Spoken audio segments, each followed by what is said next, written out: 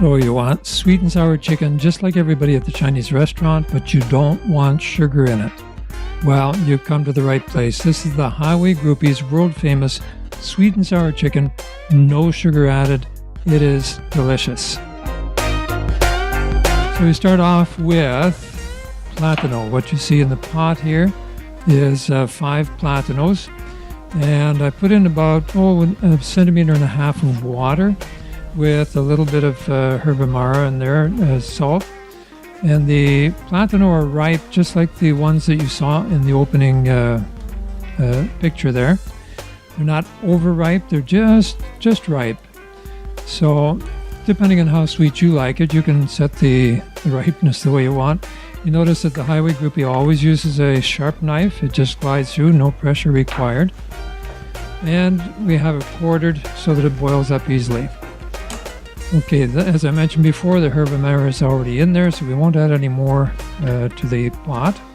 And we only just put in a little wee bit because there's going to be more salt added through the other ingredients, as you'll see. So these are ground cloves. You can also add a little bit of ginger if you like. I didn't want to put ginger in mine, but just a bit of ground cloves, or you can use a ground allspice. Either one of those will do just fine. And next we're going to put in some fresh nutmeg. So that means that we have to take out a little nutmeg nut here. I'm going to take out one that's already been started. And you're going to take your grater and you're going to go to the fine side.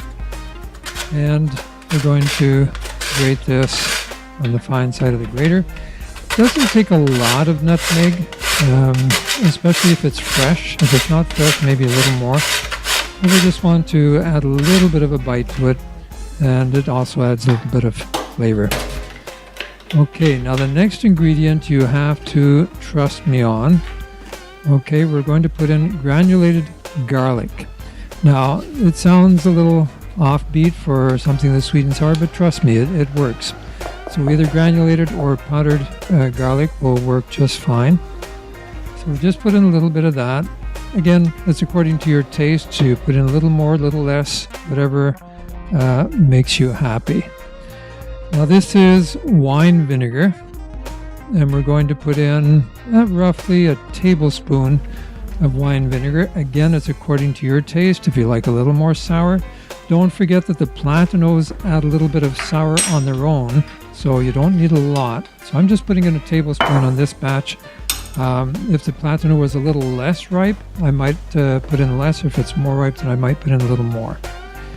Okay, so now while this is cooking, we have it on very low heat and coming to a boil. Again, there's very little water in it. We're going to take some chicken breast. You can also use boiled chicken, for example, that maybe you used for a soup or something. But we're taking chicken breast this time, slicing it into about 1/8 inch or less than half a centimeter. And you notice cutting across the grain so that it breaks up easily. And using about half of a complete breast, maybe a little bit less. For this amount, maybe you would like a little more chicken than what I put in here. Again, everything's up to your taste. This chicken is already spiced. I have a special HG, Highway Groupie spice, that we make. And I use that to spice the chicken. It can be unspiced, it really doesn't matter. Again, it's up to your taste. I will take some white onion, about half centimeter or 1/4 inch slices. And this is kind of a medium-sized onion, so we're going to take 4 slices off of this one here. And again, if you use a sharp knife, the amount of spray that you get from the onion is less. So this means no tears cutting when you're cutting your onion.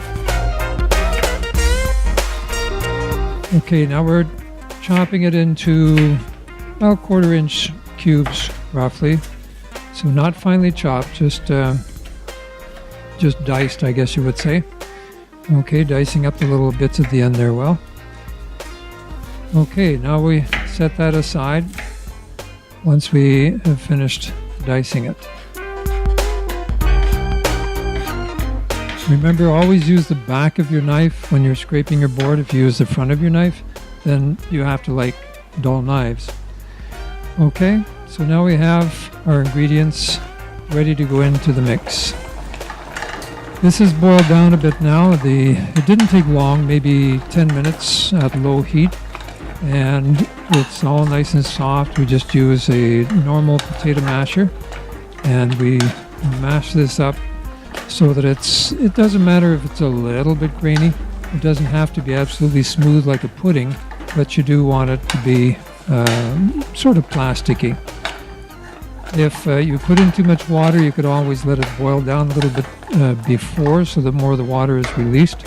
That's up to you. I'm turning the heat off now because we really don't need to boil this down anymore. And that's about the texture that you want for your base. Now we're taking some butter, and we're going to take our onions here. We're going to put the onions in the butter. We do not want to caramelize the onions. We just want to cook them a little bit. And again, you see why we're not adding any more salt than just a tiny bit that we put in the water, because we have the butter has salt in it. We're going to add a little more butter later, plus some cheese. So all of that adds salt to your mix. So you really don't want to add any more than that. Again, we're not caramelizing the onions. We're just taking a little wee bit of the acid out of the onion. Now, if you like a little more sharpness to your mix, don't bother doing this step. Just put the onion chopped straight into the mix. I like a little bit of a bite left in my onion, but not too much. I want just a bit to release into the mixture. So once we have it the way we like it here, then we can just put it straight into the pot. And we're going to add the chicken to that in a second, and then start to stir everything. Don't forget to shut your heat off. One last little bit. Okay, so now we put the chicken in, and remember to use the back of your knife when you're scraping on the board here, not the front of your knife. And once we have that, then we grab our spoon and we start mixing all of this together.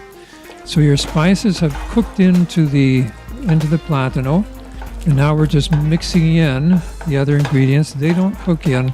We just want to add it to it, because we're going to put this into a casserole, so we don't need to cook it.